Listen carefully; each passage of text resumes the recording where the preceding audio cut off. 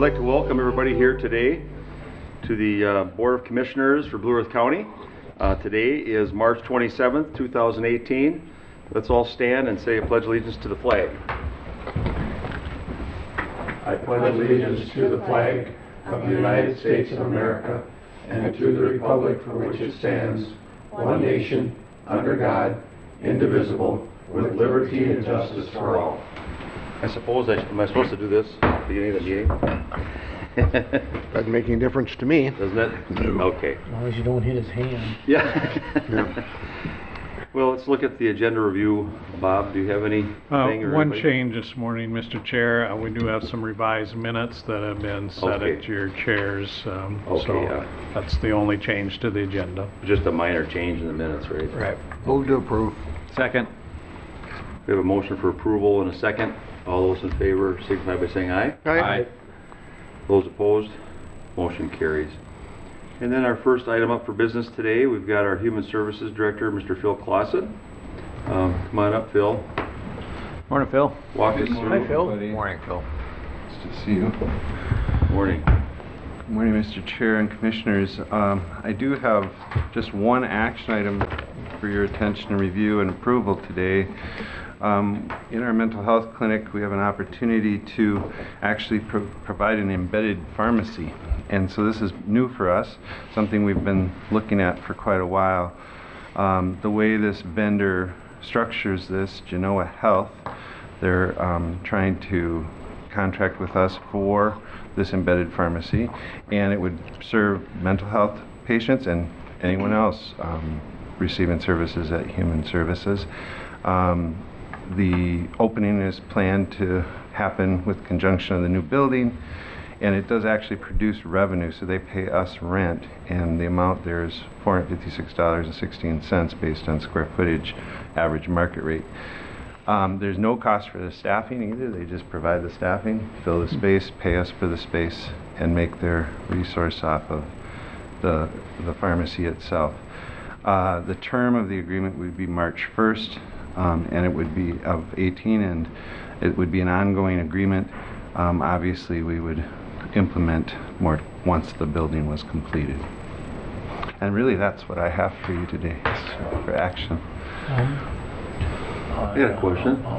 Do we do questions first? Well, you can I would move say it. I'd move it, yeah. Second. Okay, we have a motion and for approval and a second. Any discussion? I have questions too. Go ahead. So it's $17 per square foot, so it's not too big of a space then. Right, real small space. And right near the... Right adjacent to the Mental Health Center, Commissioner, is what we're planning. Alright, so they, so now what do? They have to go... They have to go to one of the pharmacies in town, and sometimes that's a struggle mostly because of transportation more than anything. So this is a convenience factor, and the fact that our prescribers could prescribe something and say, walk right there and get your prescription. The medication compliance issue is a big issue for some of the people we serve. Sounds like a great idea to me. I suppose the prices are the... I think it's a great idea. I'm only concerned, is this something that we should have put out on bid? You know, it's a really good question. I don't know how many other vendors. We did look at other vendors, but I'm not sure that we ever went there. Right. We have a lot of pharmacies around town. Right. And obviously this is going to affect them. Right, exactly. So we're getting into the private, you know. Yep. And even though we're not running it and they're renting space from us, Sure. they're using our space. Yep. So my only concern is, should this have went out on a bid so everybody knew about it and everybody had the same chance? I mean, would somebody else who wanted to do it Right. would have paid us more? Right. You know, it's my only concern. It doesn't Yep. sound like we haven't even looked at that. Is that... But to me, I'm thinking more of it's a renter, but we wouldn't advertise for bids for a renter. Right. But you bring up a good point, Commissioner. I probably don't have any problems moving forward with it, just because of in my thought process, it's someone that approached us and wanted to rent some space. Right. You know, That's they how I are. looked at it too. we rent space, well, probably not a whole lot of space, but we rent space from other people, Right. and we're not in the practice of renting to others, but we're not asking for them to provide us a service for bids, so I guess I'm comfortable with it, but good point. I understand. And I'm gonna vote for it, don't get me wrong, but I do think before we bring stuff up, obviously we have more space, and this can be provided, it's a great service, and I absolutely appreciate the thought process for the service for our constituents, because you know, a lot of people don't even have that. They have transportation to get down to the government center. Right. They don't have transportation to go up to Madison Avenue or Right. to go someplace else. It's just, we have to think of the big picture, and maybe this is good for a year, maybe a year from now, Fair. before we come out, we should open this up Sure. for bids. Yes. I can say, just as a point of information, it does not address your core issue, Commissioner, but that there are, I think, national outfits like this Genoa that do this business. I've never heard of a local provider doing this, because they actually have to provide the staff and all the There's infrastructure. no doubt. But They have to come out with a lot, plus they have to Right. build the infrastructure. or whatever. infrastructure Right. to suit them, and I appreciate Yeah. that. Right. It's just, see, I talk too much, and let's go. Move around. a little Yeah, bit. just wave your arms. Bob, can you move? All right. Anyway, I Question. appreciate just something to think of in the future. That's all. Thank you, Commissioner. Commissioner Purvis, you have a question? I'd be interested in your opinion on this, Pat. You feel it's something we need to put out on bids, or are we okay with? It's, Actually, give me the brief rundown again, because I was responding to some Yeah. emails. Yeah, so we have vendors, and what they specialize in is embedded pharmacies right in clinics like ours. And so what they're offering to do is pay rent at a fair market value to take up space, and then they provide all the staff too. So there's no outlay of money for us, it's just the service. They're really a renter, like Commissioner Brunner said, but the concern on the table is just, should there be kind of a fair market approach to that we give other vendors, local vendors or any other vendors, a chance at bidding at that? And it's just a specially niche type item. Right, and it's part of the services that you're offering as part of what you're providing to the general public. Right, so we have the prescribers, but it would really stand totally separate as far as a provider would write out a script and say, go right down the hall. That's why it's attractive to us, because of med compliance and other things that are important to us. But it's kind of a standalone entity Right. embedded in our building. Is there any others that you're aware of that in the market that provide this type of service? There are national providers, no local providers I've ever heard of. And based upon that, I wouldn't see any huge issue. I mean, if there is an issue going forward, we just have to revisit the issue, would be Sure. my recommendation. I can live with that. Yeah, I can that's deal with kind of a good approach. Yeah, and I'm sure that it's kind of a test, Yeah. because they don't know what they're It gonna is, get. I mean, right. a lot of the folks that come in there might still go back down to their own pharmacy and not even Absolutely. stop in, and after three months, they'll find out, well, Right. this isn't really working out. Yeah, that's a good point too. Because we're not using them yet, are we? No, we won't use them until the new building's done. So next year or yeah, year after? Yeah, right. I mean, we're talking a long exactly. time off. It'll be a while, yeah. Okay, because it might not turn out, I mean, they're just banking on the fact that maybe we have a big enough population here, enough people going through there. Well, Right. This might work. being that, I mean, it's gonna be 2 years down the road. Mm-hmm. Maybe we should, before we vote on this, and maybe we should table this and ask, Sure. and, because we certainly have lots of time. It's not like we don't have the time. Right. And ask around, if there is no other, Right. I have no problem at all. Yep. But, you know, And mostly in the local market is that who we would ask to, as opposed to putting it's out the only a- ones I'm concerned Yeah, about. I would assume that to be Yeah. the case. Mr. Chair, I would just say that as we negotiated this lease, there was concern from the vendor that they need quite a bit of lead time to get everything set up for this, and so we maybe don't have as much time as it looks, because I asked that same question as part of the negotiation of why are we doing this now? Why can't we wait closer to when the building is completed? And they indicated that they need considerable lead time in order to make this investment. All right. Mr. Chair? Yes. Two clarifications, or one, I think we should just move forward. I think we got enough of a, if it doesn't look like it's gonna work, if we get a lot of pushback or someone else wants to do it, we can deal with that later. But my other question is, it begins on March 1st of 18, so that's when the agreement's gonna start, so they can start their paperwork, or, because you said not till the new building's open. Right, that's my understanding too, and Bob, I think, has been a little more directly involved in that part, but that was their desire to get this agreement, even though there'd be this long lag for the startup. I got you. So they can Clear start. that they won't be offering services until after the building is up and they can get into that space, but they did request that this lease be established now. That way they can have something. They have a guarantee that they'll Gotcha. have space when. Right.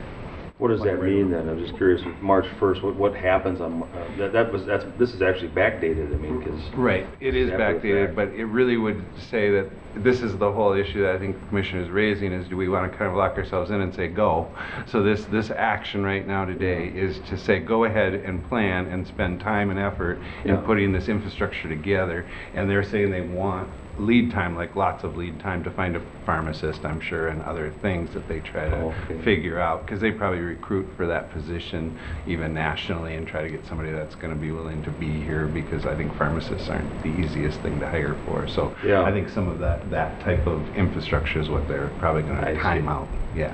So they want a green light, but I think it is unusual. I mean, I know Bob double clutched on this too, saying if it's so Yeah, March far out, why 1st, are we I mean, doing that's this? 3 weeks ago. Yeah. Oh, yeah, and we could certainly change that date because it's not, you know. Yeah, this actually came to me back in February, so Oh. we delayed it Just seems already as odd. we were Yeah. looking at it. The rate was adjusted upward because felt like it was a little low for what market rates will be, especially when the new Yeah. building is complete. And they don't pay us anything until they get in there, so they have 18 months of nothing coming in, no money. Right. No exchange. No. There's a risk that if we don't move forward, that they will move on and pursue an opportunity elsewhere, so Yeah, that's some of the I risk. gotcha. Mr. Chair, then the Yes. prescriptions, that's paid for, is that through the social services or wait? It all depends, so it would be just, Some more than yes, some. so the choice of provider that came up is absolutely true, that there would be no expectation that people would have to use this pharmacy, but the convenience factor, we're hoping they would. And then, as far as payment goes, it depends on all the different cards and health coverage you have from Okay, so I MA just all the wonder way how that through. worked. Yep. Okay. Mhm. Okay, so we have $456 a month, Right, and that's based on $17 a square foot. right. That ends up to be 26 square feet. Not a lot of space. Right, it's a small space, I know that. I mean, yeah, Yes. but 26 square feet.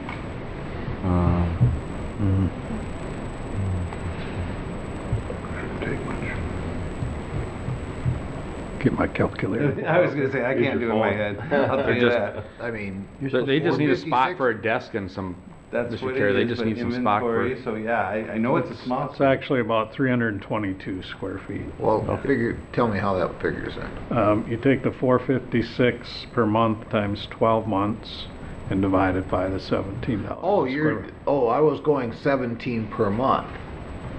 It's, you have to do that on an annual basis. Yeah, you do it annually, then back it off. All divide it by right, 12. well, okay, that makes difference then.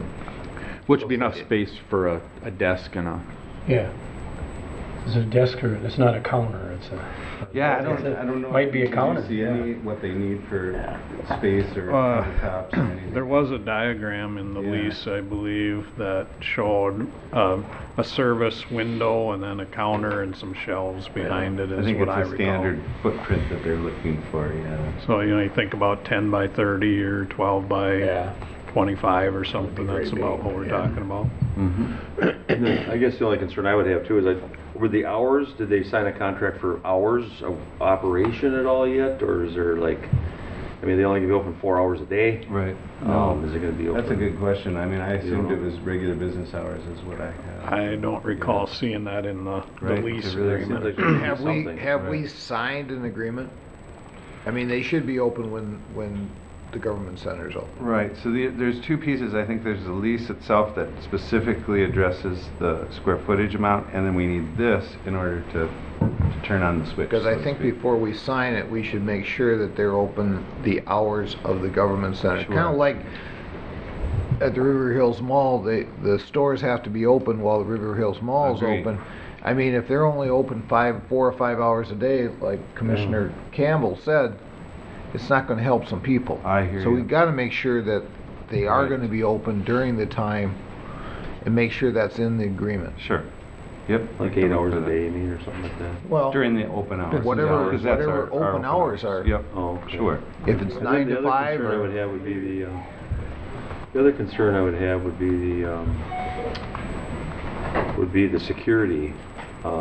When you have a pharmacy, you know, if you ever go to any pharmacy, they have a big metal rack that comes down, or they've Right. got doors that lock, and they've got everything sectioned off and cordoned off, and certain drugs are locked up in certain boxes. I mean, I hope that they would observe those same things that we would expect, so Right. that somebody doesn't easily break in and take off with a whole bunch of drugs, you know. Yeah, there's a prescribed issue around that, double locks, and we have that now because we have samples in our med room. So Yeah. you need double locks, door, and the cabinet in Okay. order to do that, and that's an expected mandatory kind of piece with any medication. So And then the other piece that goes through my mind, which I hope isn't the case, are they also a methadone provider? I do not believe so. Because No. if that's their foot in the door, Right, right. and then all of a sudden we've got a methadone provider, and we've got people hanging out at that building all day Right. long. No, yeah. I mean, that's the kind of due diligence that I worry about. Right. If we haven't done it, I just don't know. Yep. Are they a methadone provider, Bob? Did you talk to them, or did you do any research on them? Because, I have not talked with them. Folks in the Human Service Department led this. I know I don't know if you remember back a little ways, we had a provider that wanted to come in and become a methadone Yes. clinic. It's a highly regulated area that goes through the Department of Human Services too, Okay. about how they do that. So that methadone clinic is a standalone clinic. That's how Okay. they design those. yeah. I can't imagine they could They do that. I would- mean, I understand the due Yeah, I know, diligence, it's and I just- don't want to minimize it, but I don't know that that's even a possibility, the way that methadone Okay. clinics are set up. And we can like terminate the after 90 days anyway. It's 120, but you're right. Or 120, excuse me. Yep. So 4, what is Right. that? Yeah. 4 3 months. months? I don't know. Yeah. I can't do that. 6124. All right, is there anything else? I mean, do you want to move forward as a board on this then? I'm comfortable at this point, Mr. Chair. All right, what do you think? Well, we've already got our motion and our second. I Yep. mean, it's up, And we do, and then I mean, if, yeah, I think the discussion will follow, and I'm sure the Oh. follow-up with that. We I have to appreciate put that as the, part of the motion. you or know, anything like what that. our, Pat told us about the legalities and stuff. Yeah. I appreciate that. I think, some of this due diligence should have been done, you know, before we came up today. Mm-hmm. But I think it's gonna be great for the consumers Right. and, who we have there, but Okay. And you got a spot carved out, right, Bob? Yes, yes, we do. I mean, it's We really, do. you know, the Human Service Department has freeing up space in the designs that we have developed, so, All right. you know, if it's viewed as a benefit to our clients and the Yeah. community, we can accommodate it in the new space. Nice. The other thing I will bring up is that if it does become very successful for them, about 2 or 3 prescriptions would pay the rent for the month. So. Oh, yeah, right. The rent's the cheap, Probably. the rent is the cheap part. That's I right. know. I think that's true. The building is always cheap. Oh, Yeah, right, yeah. right. It's a good point, though, Drew. Yeah. That's, Okay, well, we have a motion and we have a second for approval. And all those in favor signify by saying aye. Aye. Those opposed? Motion carries. Okay. Thank you, Mr. Chair and Commissioners. Yeah. I do have some informational discussion items regarding financial assistance statistics and some of our trend lines. The first chart in your packet shows the overall monthly active caseload, and you'll see a trend upward when we combine all the programs. I think if you do add up all the financial assistance programs, there's over 30 of them altogether, but you'll see overall our caseloads continue to grow, and from last year to this year, significant at a 10% clip. So the board has been, Bob has been very generous with trying to staff for that kind of growth, but it continues to trend upwards. So we're hoping we will level off at some point in the near term. The next, yes, please. Oh, I just had a question, Mr. Chair, and Yes. Since the time I've been on, it was kind of steady in the last few years.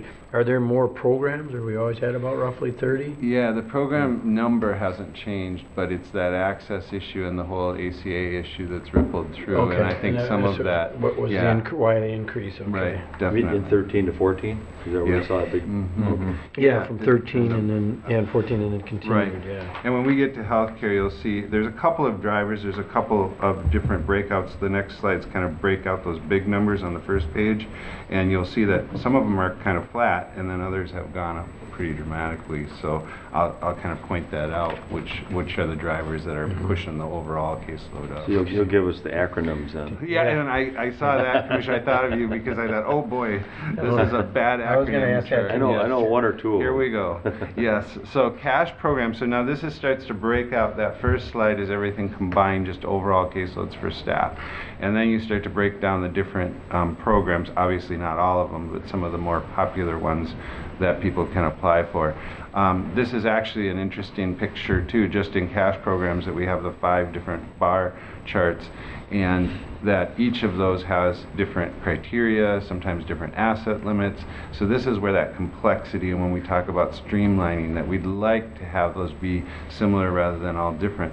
Here's 5 that have different purposes, and obviously some different utility as well.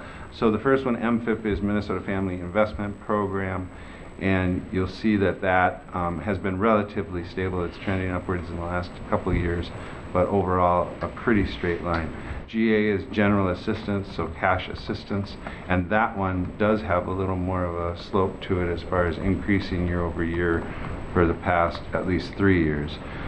So that's General Assistance cash. GRH is Group Residential Housing. That's the top bar, and pretty flat, but you'll see that the volume of the caseload is pretty high, so people receiving supports for their housing, including things like group home and things like that, would be included in GRH. And then Minnesota Supplemental Assistance is MSA. That really is very close to the MFIP bar as well. Depending on criteria, people might meet criteria to receive that kind of assistance. And finally, Diversionary Work Program, DWP. It's a really flat line, but that's a specialty program for people that do get employed, that there's incentives for employment through DWP. So those are kind of the cash supports that we have. What is that work program, Phil? Is that? It is offered through our employment services, so MRCI is the provider of that. Yep, you got it in the Vine Blue building. County? Yep. So it's our Employment Services? right. So it's our contract with them Oh, I to see. do that. Yep, exactly. Yeah, And it's so really they handle that part of it. Exactly. Do they handle any of the other ones at all? They do all employment services through there, and we do the eligibility part, and then Oh. do handoffs if there's eligibility for that. Some of these, you directly engage employers who are a gateway into employment, so I think that part of our social service mission is really important as well. The only reason I bring it up is because that's been on the table now out in Washington with the new administration. They kind of want a certain sector, which is about, I don't know how many people, there's quite a few. It was like 6.5 million people maybe, Yes. to have to seek employment, even if it's part-time, in order to continue benefits beyond a certain point, Right. after a certain period of time. Right. And so that line, if that gets through, if that line there is going to change probably. It really will, and that hot topic that you're talking about is actually hitting healthcare, where people, so cash has always had that work readiness issue. So MFIP, there's timelines and there's expectations to go apply for work. It hasn't been tied to healthcare, and that's the hot topic right now is, are we going to bring some of those work requirements into the healthcare? If you're on MA, you must do X, Y, Z. The problem for us, of course, because you start to feel beat down by volume, is that just as you suggest, it's going to increase our volume dramatically. And the idea, the prospect of coming back to you all and saying we need another 10 staff or something is overwhelming, to be perfectly honest. And then our community where do would we pay put for it? it, though. Right, exactly. I mean, there's no federal dollars set aside for it. Exactly. So that issue as That's well. the bad thing. It's a very big deal. Mr. Chair, I might add that, many of those recipients are disabled or elderly or, really not prime candidates for employment. There's a smaller subset, clearly, that are able-bodied that could potentially pursue work. But, we need to really get into the details to understand who is able to work in that population being discussed. Right. Yeah. And sorting through all that, is technical. It sometimes sounds nice in a theoretical way, but practically, to sort through all that complexity, as Bob brings up, is a big deal for us. So I go back to when the ACA was put together, and I know that originally when that whole plan was developed, it was developed with a public option. I mean, that was part of that. Right. And that public option was supposed to be in hand with the ACA, and so that's what's caused this huge change, because that was taken out of the original plan, and so that did a tumbling effect to everything inside of it, really. And so it's too bad we don't have some sort of public option for people that want to buy a reasonably priced, not a high-end Cadillac plan, but something that's going to help them if they need to get medical care. So again, the first slide is a roll-up of all of these, but the big three are cash, food, and health care. And so the second in that is SNAP, is what they have called it now for a number of years, Supplemental Nutrition Assistance Program. There was enhanced food stamps or food support during some of those years where you see the blip up, and then it's kind of remarkable how flat the last 3 years have been, almost precisely the same. So health care, to the Commissioner's earlier question, has increased. SNAP has not. It's been very flat.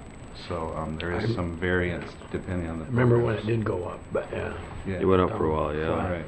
I had somebody last night even complain to me about SNAP, because they don't think that they should be allowed to buy energy drinks. And apparently it goes through when they go to buy food. There's energy drinks they feel are quite not required for people to have. They think they should spend their money on milk and more sustenance items. But I don't know how they come up with all this stuff. I know that I mean, I'm sure you guys have had discussions with this with your association that you go to, Phil. It's been a very active subject, Mr. Chair, that there's a lot of activity in the legislature at the state level as well, kind of in concert with what's going on at the federal level. And the question of there's no photo on the EBT cards, so that's a kind of a hot topic that's been out there. And then the other one that makes some practical sense, but I get concerned that people can buy items, take them back to the store and get cash back. Well, really the point of the food support is for food. So I do think there's some issues there that need to be sorted through. Again, I'm playing administrator, where every time though we change that or move that, somebody's got to monitor that. If we put pictures on the idea, how does that happen? And there's just a lot of complexity and manual labor time, as well as technology time, that needs to go into those systems, and it has been an issue trying to get some of those systems. So they can get cash back? I didn't know that. Well, and so if they return something, I believe that that's the way it stands. Doesn't go right back now. on the card? No. Because I know that when I return things, 80% of the time they ask, would you like that back on your card? Absolutely, yeah. I say, yeah, here it is, and then they put it back on there for me, and I get a credit a week later. It shows up on my credit card statement. Right. You mean for what programs? Sure.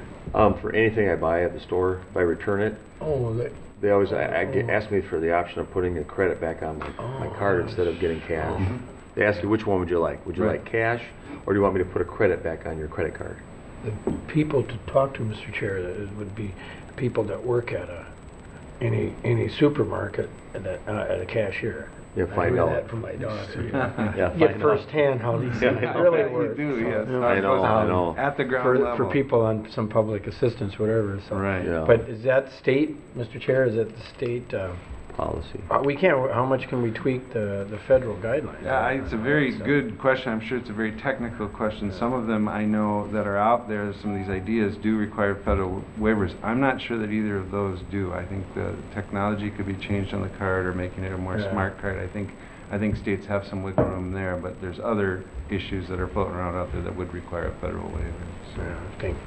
I suppose we better move on. Yep. Sure. The last slide, Commissioners, is just healthcare, and so no surprise that this one is another driver. Look at that. Those, and you'll see that the numbers 13 to 14. yep, going up straight up, and this is the big increase and the complexity, and we still do struggle with some of the technology piece working well for us.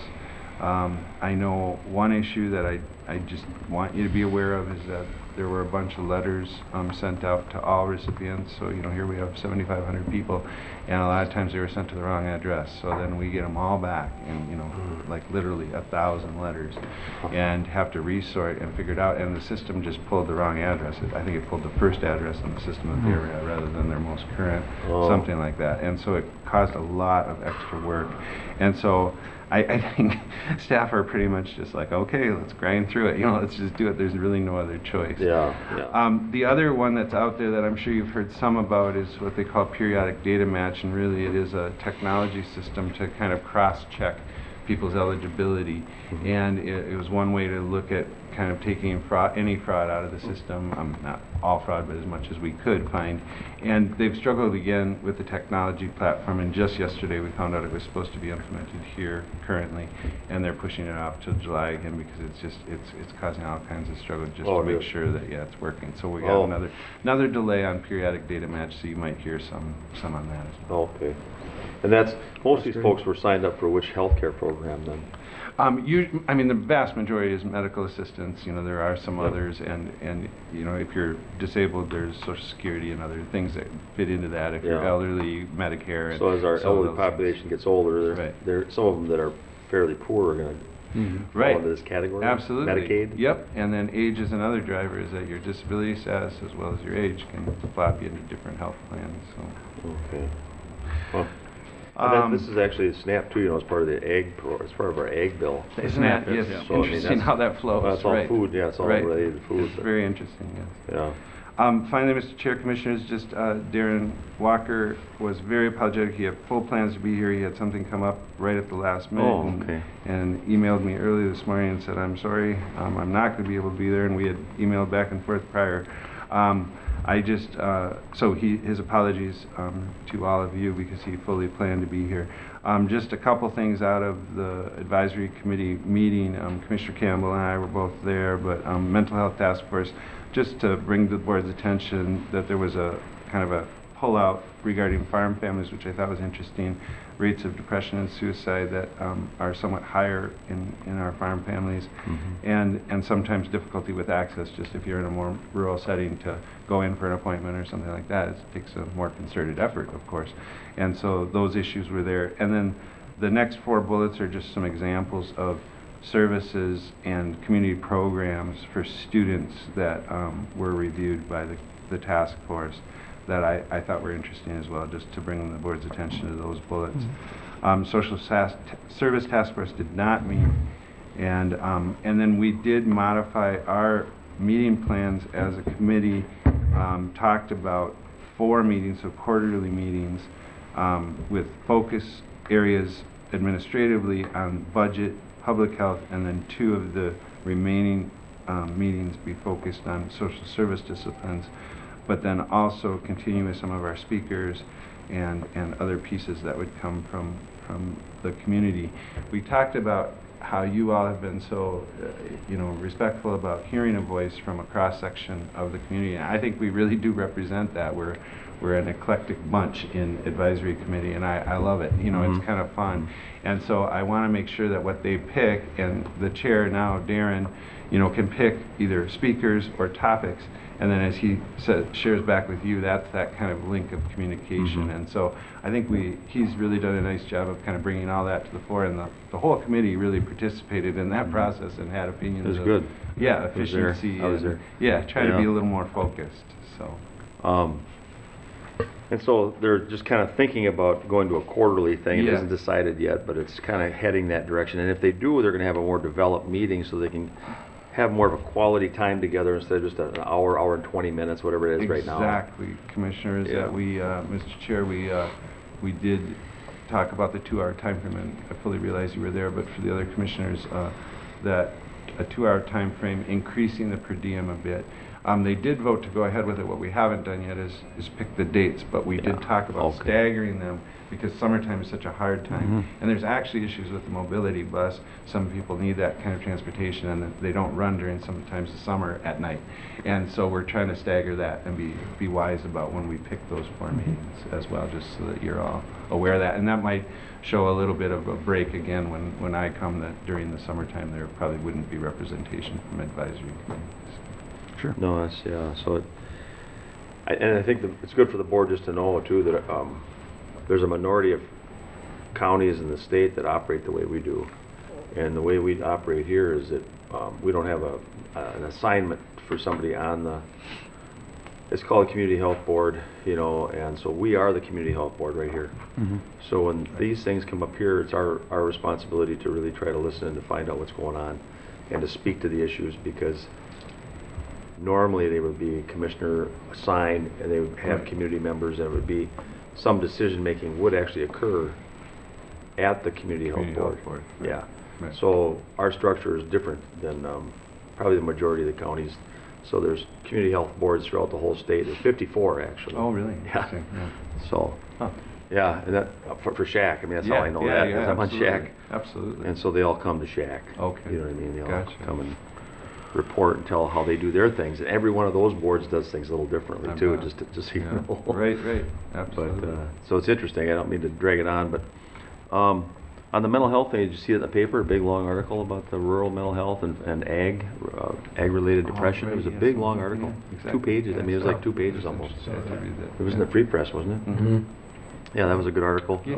And I think that it speaks to rural living, rural life, where there's less access to things. Right, There's also stigma that's attached. right. And somebody said to me, why can't we have clinics where when you go in, you've got your orthopedic or whatever is there, you've got maybe 5 different kinds of things that people see, but you also have psychological. Right. So people don't know why you're sitting Right, there. Exactly. Yeah. They don't know why you're pulling up. Right. Now, the way it is now, everything seems so isolated. So when you go to a psychological clinic, they see you park, they see you waiting in the waiting room, they see you go in, and they know you're seeing a psychologist or a psychiatrist. Right, right. And so if there's some way we could develop this, and I think it would help immigrants too. If we could have it so that the clinics were multi-dimensional waiting rooms, and it just depends on what little hallway you're going to get funneled Right. down. Nobody sees that. Oh, no, yeah, So I mean, maybe that would be something that would be sure. in the future for structural changes, so that people don't feel that sense of stigma Right, attached to seeing somebody when you need some mental health right, counseling or something. yeah. What do you think, Phil? I think it's a great idea, and I know we talked a lot about our front desk too, of trying to make that, one front desk is a nice Yeah. model as opposed to Nobody go knows out why to the you're there, mental really. health desk. Yes, right. Yeah. So we've even talked about that with our new building, is trying to Okay. do that on a broader scale, so people don't know it's more private Yeah. about why you're in the building and what you might need. And That's I good. really like that. I think it's a good model. I hear about it from the immigrant side too. Oh, absolutely. And they say, Yeah, well, stigma. I want anybody to see me in that parking Right. lot. Absolutely. Anyway, keeping our planning and zoning people waiting. Thank you, Phil. Thank you. Thank you. Thanks a lot, very Phil, much. yeah. Thank you all. Appreciate it. Yeah, thank you. So, a lot of interesting things there, though, that we have to try to stay aware of. We've got our planning and zoning. We don't need a break or anything, do we, before we? Because we're running a little behind. So we've got planning and zoning. Morning, George. Thanks, George, for coming. And we've got 2 things at least, I think you got here on the... There we go, yep. PC 6-18. Go ahead. Thank you, Mr. Chairman. PC 06-18 is a request from Schweer's Sunny Slope Pork Incorporated. Is a request for review and approval of a conditional use permit to allow for the conversion of an existing swine farrowing operation to a wean to finish operation. The applicant is proposing to convert one total confinement swine barn from farrow to finish, or from farrowing to wean to finish. If approved, the applicant intends to stock the existing barn with 1,000 head of swine weighing between 55 and 300 pounds and 2,000 head of swine under 55 pounds. All manure will be stored in an existing 8-foot below barn concrete pit. The property is zoned agricultural and is located in the southwest quarter of the southeast quarter of Section 1, Danville Township. Mr. Rolfing presented the staff report. The applicants were represented and advised the Commission of the need for the conversion, citing existing equipment is worn out and the changes needed to remain in the industry. During the public comment session, a neighbor to the applicant mentioned that County Ditch JD3 is his private ditch and that he is currently in a legal battle to close the ditch. He had added that a couple of years ago, the Schweers were spreading manure next to the county road ditch. The chair of the Planning Commission commented that the Planning Commission was only to act on the conditional use permit even though there may be other issues regarding the ditch. The applicant stated the accusation of the manure spreading violation was categorically false. He added that the county feedlot officer found nothing wrong with how manure was applied. Following the discussion, the Planning Commission voted unanimously to forward to the county board a recommendation of approval based on the findings prepared by staff, and the board action is resolution. Okay. Thank you, George. Thank you, George. So, we'll talk about some of these things, but so I open it up now for public comment, don't I? So, Yes. So I'd like to open up this 06-18 Schweer's Sunny Slope request for changing operations. Basically, is what they're going to do. They're going to refit things and do it for going from the young farrowing, and do it from when they're very young up to finishing them. Correct. Okay. Any public comment from anybody here that's visiting today? State your name and. My name is Scott Schweer. I live in Danville Township. I am the proprietor of the proposed barn here. Yes, it's been stated that I need to upgrade. The barn is getting older, and although it is in good shape, the equipment inside just needs to be replaced. So in conforming to industry trends and my age and desires of family, we have decided to convert from a farrowing operation to a finishing operation. Okay. Thank you. And Thank you very much. do we have any questions from the board? I just had one that was more, because I don't know. Go ahead. Because I read here too about economics too, where people are in the pork industry, or farmers getting away from farrowing and then just going to the finishing. So does that mean you won't have any Birthing? yeah, little piglets? I mean, how does that? Yeah, I will not have the breeding stock around, but I will get pigs in that are directly weaned from the sows at about 12 to 14 pounds. Mm-hmm. You know, no different than any other industry. Economics drive most of the decisions. Sure, but I'm just curious in how you would continue. You would just, there's still outfits then that would do the farrowing or. Yeah. Okay, and then all right. That's all. I was kind of fair it worked. Thank you. Yeah, I would imagine the farrowing part would be fairly labor intensive. Very labor intensive. I was a much younger man when I started, and that's no longer the case. Lot different. Yeah. When I was I understand growing that up, part. I raised hogs when I grew up on the farm in northern Minnesota, and Yeah. things are completely different now than what they did. But I know the farrowing part is very labor intensive, and I appreciate your change. Yeah. Yeah, we just don't, our next generation is just not interested in being in the livestock business, so that also prompts this change. You bet. Okay. Well, thank you very much. Okay. Still a public hearing. Is there anybody else here that would like to get up and say a few words? Ask any questions or any comments about the project for switching it over? Anybody? I'll ask one more time. Any other thoughts or any questions from the audience or on this project for planning and zoning? Okay, I'll close the public hearing, then bring it back to the board for discussion and action. I'll move approval. Second. So we have a motion from Commissioner Brunder and a second from Will Purvis on the moving forward with this. And then is there any discussion or any questions? I don't have any questions at this time. Makes perfect sense that he wants to upgrade his building, and Yeah. and that kind of stuff is not cheap. I mean, he's spending a lot of money to not only upgrade himself, but help the economy. So thank you very much. I have one question. I know that our role as a county, we provide inspections of mildly of the area, you know, of the, if there's any leakage or any inappropriate use of the manure.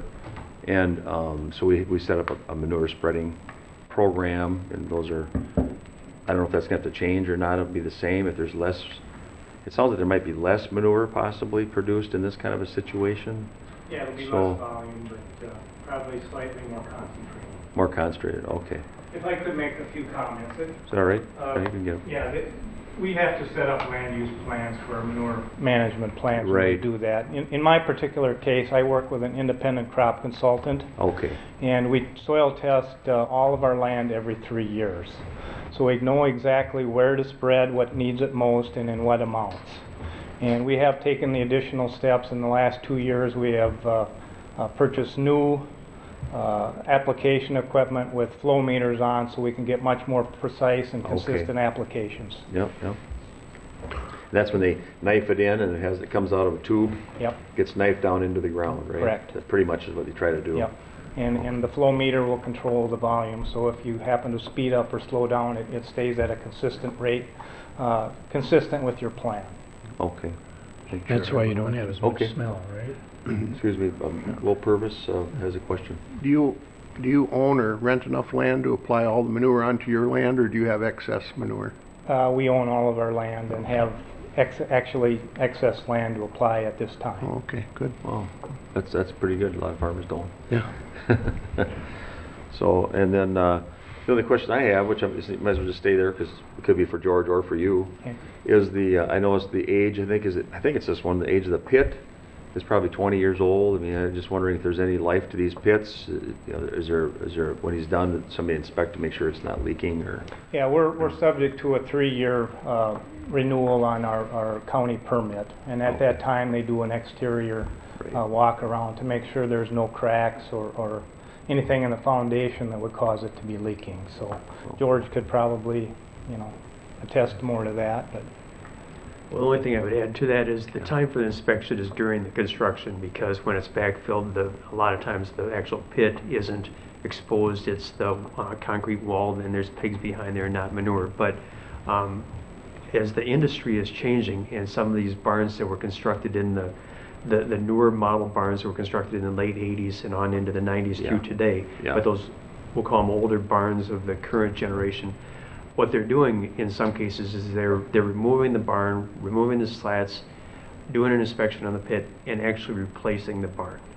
Because the concrete is still in good shape. Yes, there are Okay, so assets they and hold up stuff pretty they're well. working on there, but it's, I won't say it's a trend, but it's some things that are starting to see across the state where they're Okay. replacing the barn. So with that kind of investment, that concrete, I would say, have to be in good shape, yet otherwise they just wouldn't do it. And it's a major part of their investment too, the concrete that's in those pits. Yeah, would it's be. thick. All right, yeah, that was all I had. So, thank you, George, and thanks, Thank you Scott. very much. Thanks, Scott. Okay. Thank Yeah. you. All those in favor signify by saying aye. Aye. All those opposed, motion carries. Congratulations. Yep. And now we're moving on to PC, I get it up here, 07-18 Triple R Pork CUP resolution. Thank you, Mr. Chairman. PC 07-18 is a request from Triple R Pork LLC. It is a request for review and approval of a conditional use permit to allow for the conversion of an existing swine farrow to finish operation to finishing operation. The applicant is proposing to convert 7 total confinement barns from farrow to finish. The existing operation consists of 1,950 head of swine over 300 pounds and 3,600 head of swine between 55 and 300 pounds. If approved, the facility will house a total of 8,750 head of swine weighing between 55 and 300 pounds. All manure is stored in existing 8-foot below barn concrete pits. The property is zoned agricultural and is located in the northeast quarter of the southeast quarter of Section 9, Furnace Center Township. Mr. Rolfling presented the staff report. The applicants were represented and advised the commission that the reason for the conversion to a finishing operation was due to the fact that the swine industry is changing and it will not be sustainable to continue as a farrowing operation. There was no public comment. The applicant was asked about the age of the buildings on the site.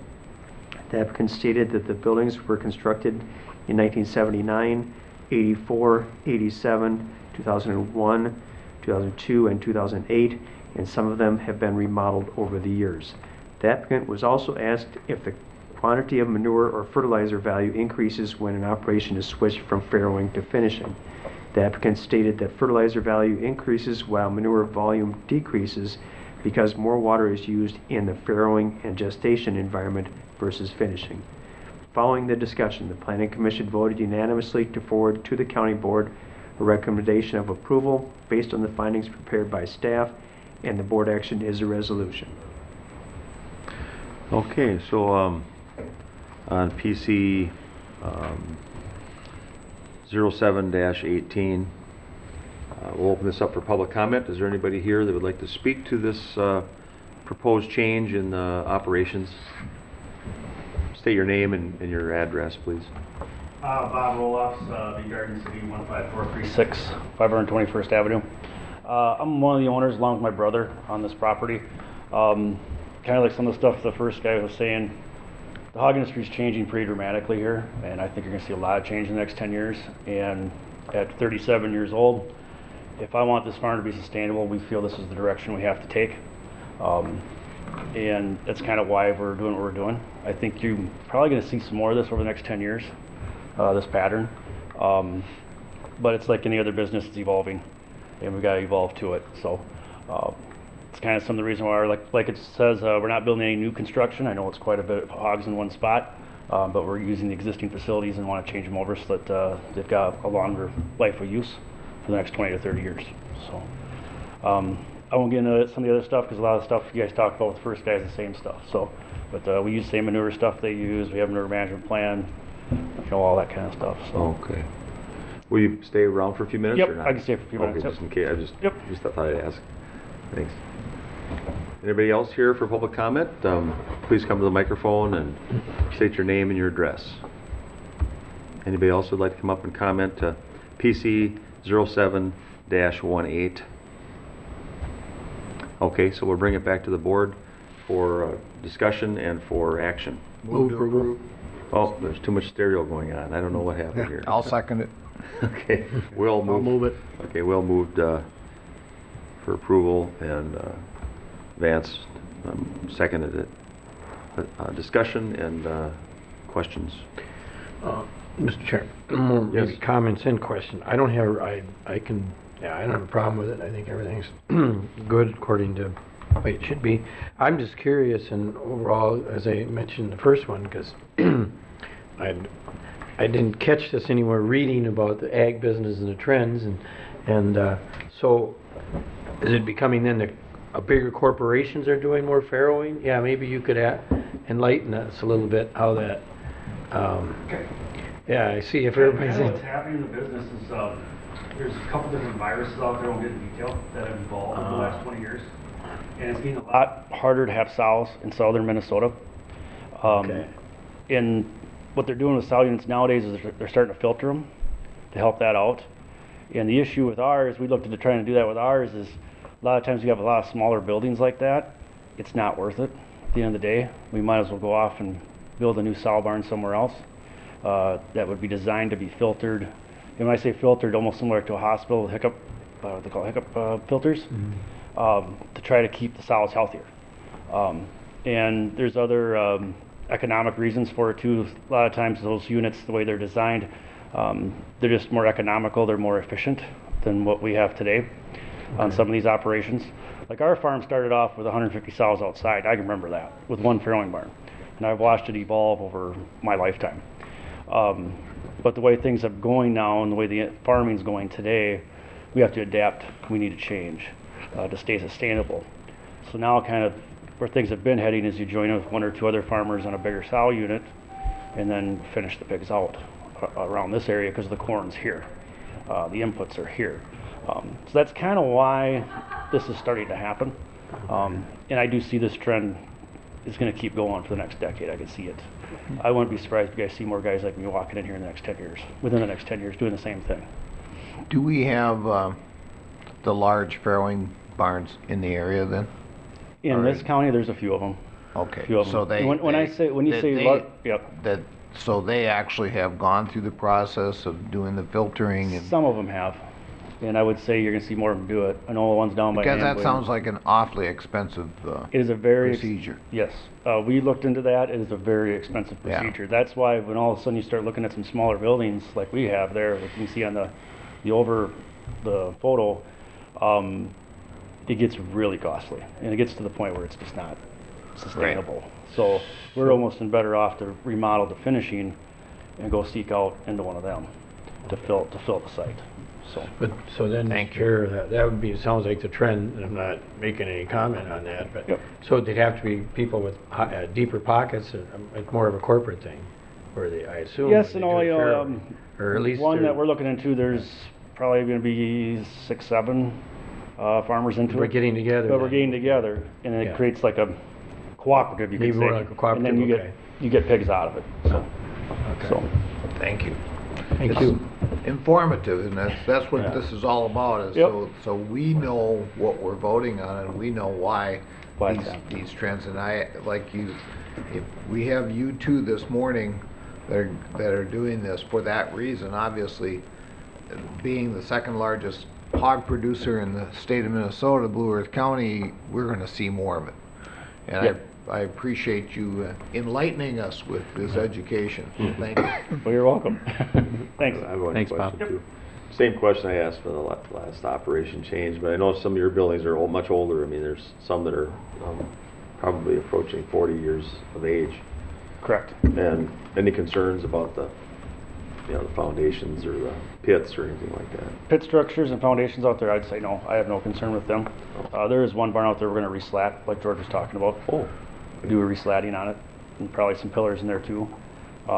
All the buildings on there, even the oldest one on there, has concrete floors. None of them have a clay floor. Some of them older ones from the 60s, 70s, and maybe even early 80s had clay pit floors in them. And those ones, I know of one barn that, yeah, that's got issues. But all of ours all have concrete floor in the bottom, oh, okay. Nice. which helps that situation too. So, but no, I don't have any concern with that. Our manure overall volume will be way down. Usually in the spring we got to get rid of about 500,000 gallons to get to fall, so that will no longer have to happen anymore. But like the first gentleman said that was here before me, the concentration goes up, so the value goes up, nutrient value goes up. So we actually spread it less gallons per acre, Right. which makes it more efficient too on the crop side. Keeps our costs a little lower putting the manure on. Does your water usage change very much, do you think? Because they've got full-sized animals and bigger animals. With the sow unit, there'd be more water usage. Is that right?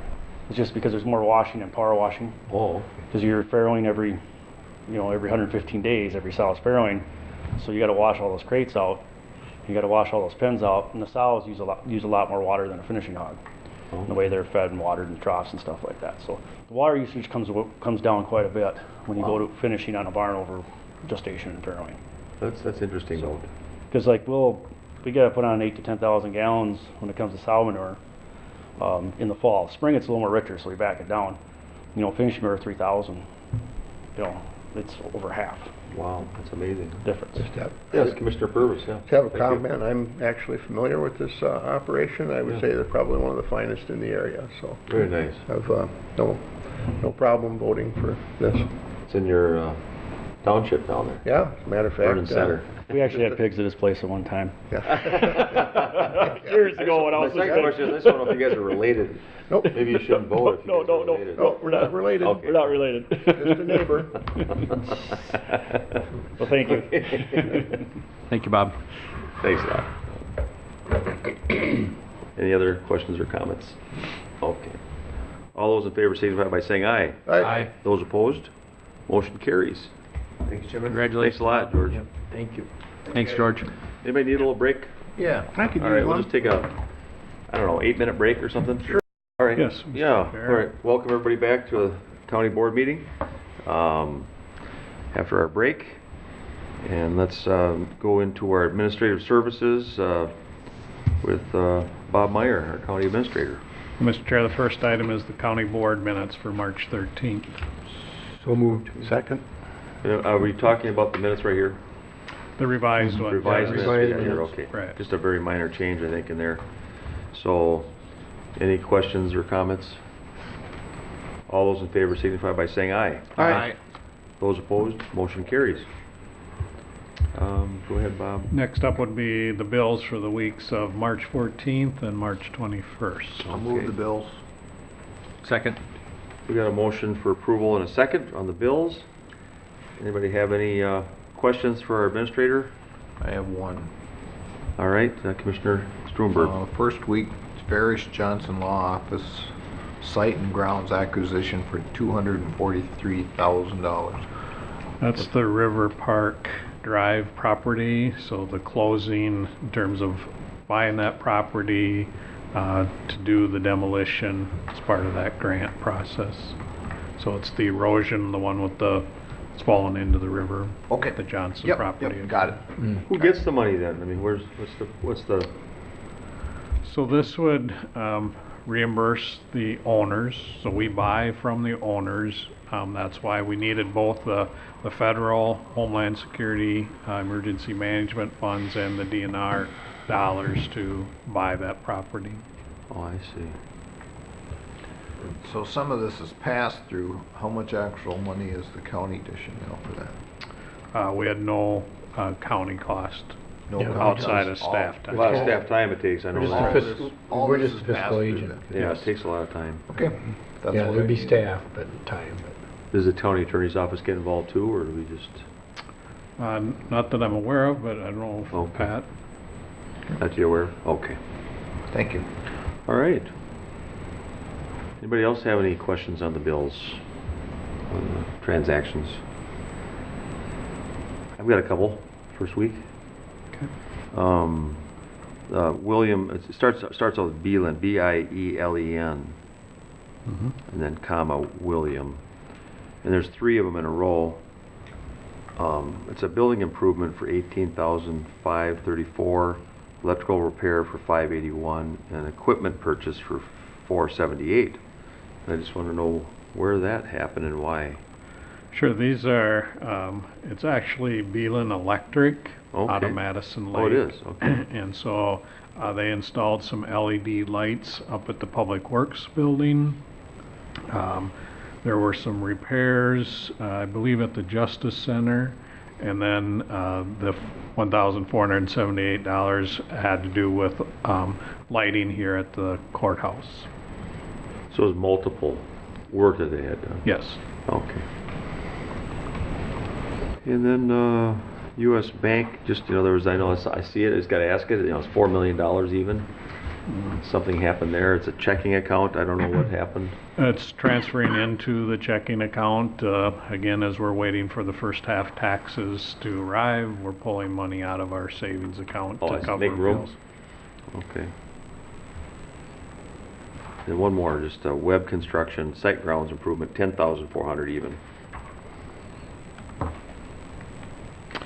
That's a bill related to the concrete pad that was reestablished at the government center so that we could move the generator from kind of the 4th Street side of the building up to the 5th Street side. Oh, It's part of our construction project. okay. And then week 2, I had AM Lawn Incorporated, I'm sure, is that American or AM Lawn $5,430. And it seems like, is that like prepayment or something? Because I don't think we're doing any lawn service right now unless they're doing snow removal. Snow plowing. I would guess it's snow removal, but I'll check it out here. Okay, week 2.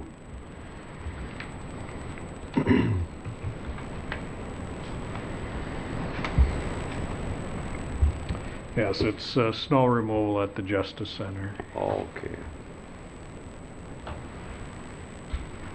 And then Nordic Solar Holding Company.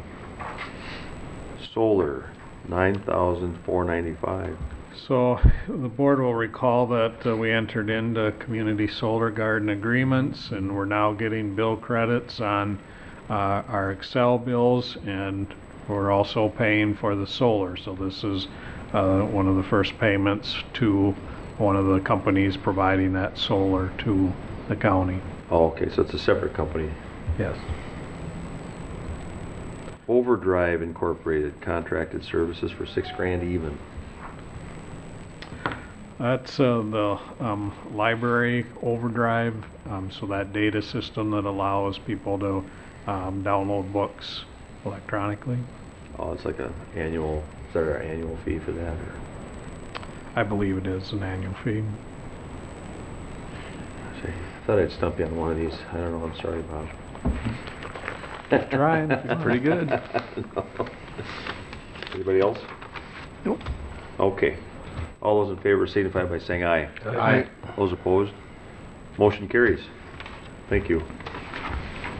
All right, Mr. Chair and Commissioners, item number 5 in your packet is the Human Resources Department agenda.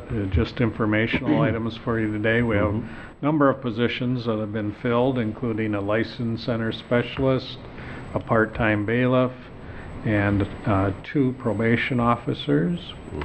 We also have received the resignation of a part-time library clerk, so we've initiated recruitment to refill that position.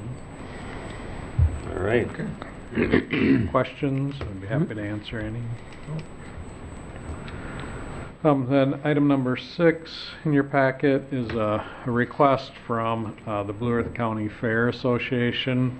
They would like to upgrade the electrical at the campground, and so they've requested basically an advance on our community support, where they're requesting an additional community support of $15,000 in 2018, and they're proposing that we reduce their community support in future years by $2,500 per year over the next 6 years to kind of pull that advance back. And so bringing that forward today for the board's consideration.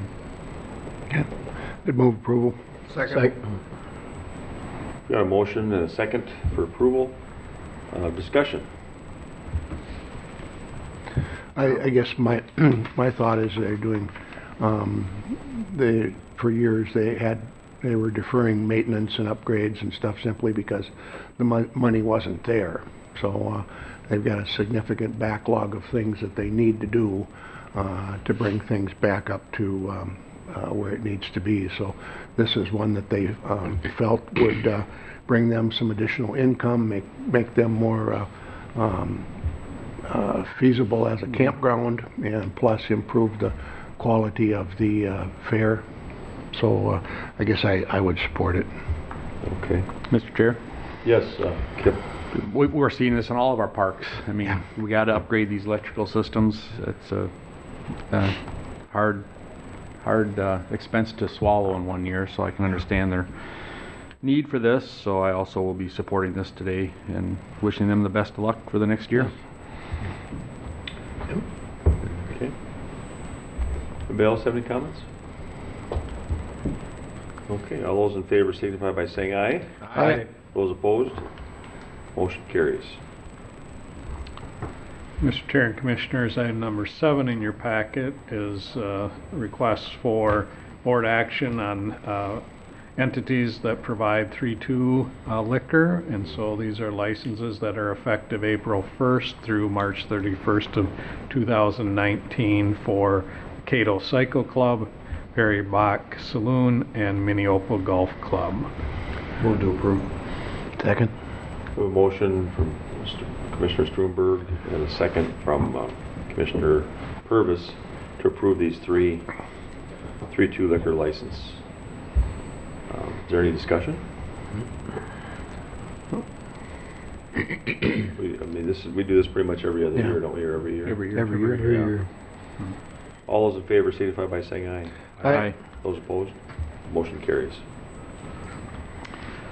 Item number 8 in your packet is a request to establish a change fund up at the Minnesota Extension Office. We're getting requests at that window to purchase things and make change, and so requesting board approval of a $50 change fund so that we can serve the public a little more efficiently. I'll move approval. Second. We have a motion for approval and a second to have some change available in our exchange office. Any discussion? All those in favor signify by saying aye. Aye. Those opposed? Motion carries. Is there anything for the good of the order here this morning? Anything else we have to do? Our committee reports. Just committee reports. Mr. Chair. Oh my gosh! Yeah, we don't want to forget I them. thought maybe we'd just breeze through without them. No. You're just playing with us, Mr. Chair. Yeah. You can't Okay. ask where we're going to lunch, so he's got to ask if there's anything I else. know.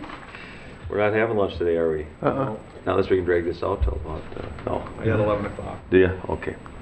So, who would like to start today? Any volunteers? I can start. Okay, Commissioner Brunder. After our last board meeting, Mark and I were up at the MICA meeting, and things are going well up there. They seem to be getting entrenched in the politics of the Capitol up there. I still have not heard a whole lot about Keith Carlson's position. He is retiring this summer. Wow. And I'm not sure, we're not on the executive committee, so I'm sure they've been working through that. So it'll be interesting to see who we decide to pick for that spot. Will and I were at Extension and got some news, which you probably already all know, but our 4-H coordinator is moving on to another position. So good for Amanda. She's done a great job the last 12 years. 12 years, yeah. Wow. And Will and I are both on the hiring committee for her, and I think she's done a wonderful job for 4-H in the area, and she will be missed, but she's very excited about her new job, so we wish her the best of luck with that.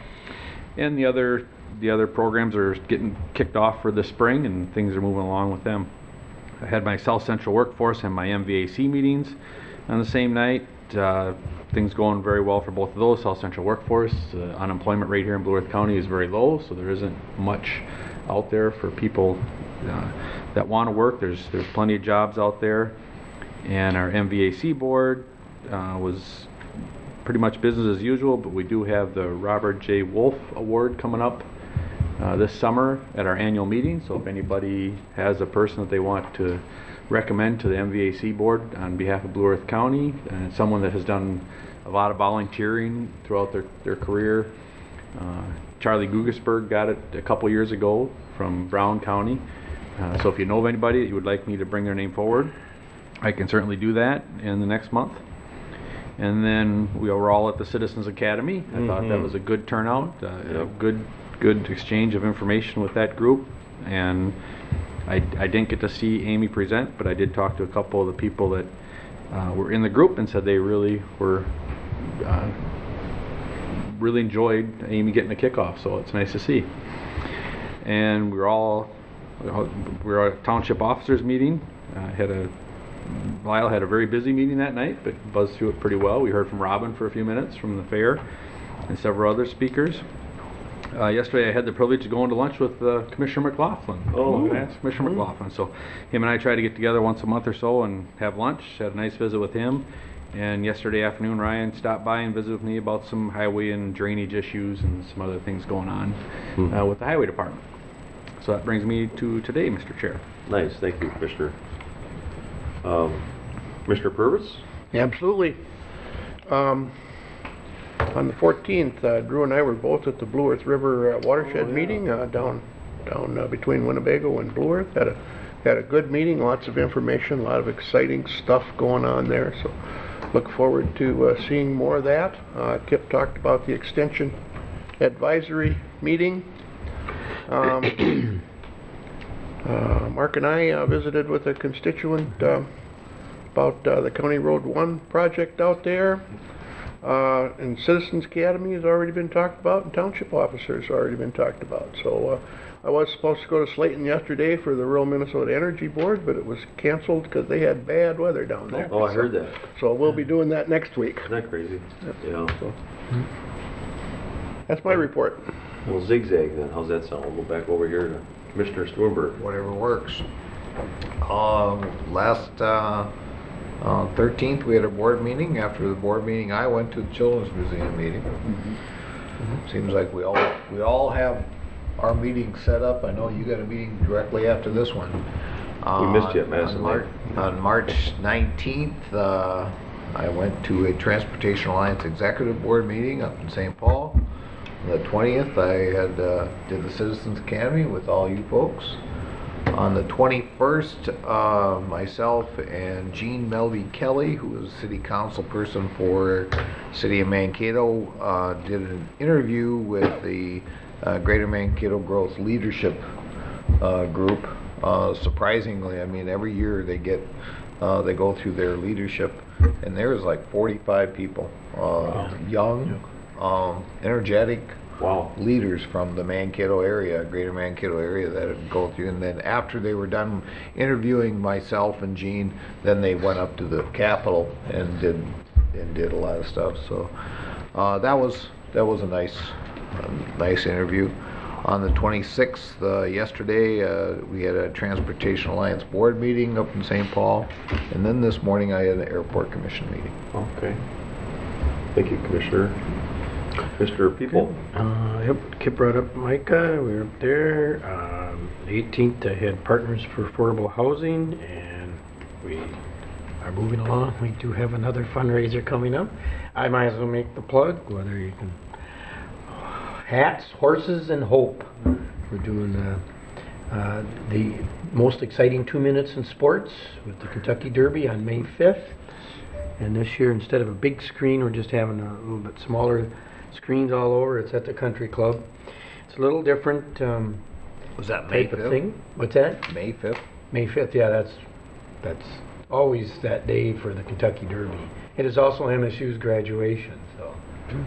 But anyway, so you're all welcome, you know. I have tickets. I have to, I don't know. What do those cost? What do those cost? They're 50 a piece, you know. Okay. It's just money here, money there. Anyway, it won't be our biggest fundraiser, but I don't think it'll ever get that far. But it's all part of for the cause. Yeah. Then we had I don't know if in order, but yeah, we met with the citizens, and then of course we had the township meeting. Went to that, and as Will talked, we went to talk to the constituent on the County 1, and I think that pretty well concludes everything. Yep. Nice. I've got a little shorter report than usual too. Of course, we had our board meeting on, I think it was March 13th, with our new employee orientation and our board meeting. And one item to note from that was we approved the occupancy limits at our park shelters too. And it's just something to note, interesting. And we had a nice luncheon at the Landing in Madison Lake. And we just missed Commissioner Sturenberg, who couldn't make it.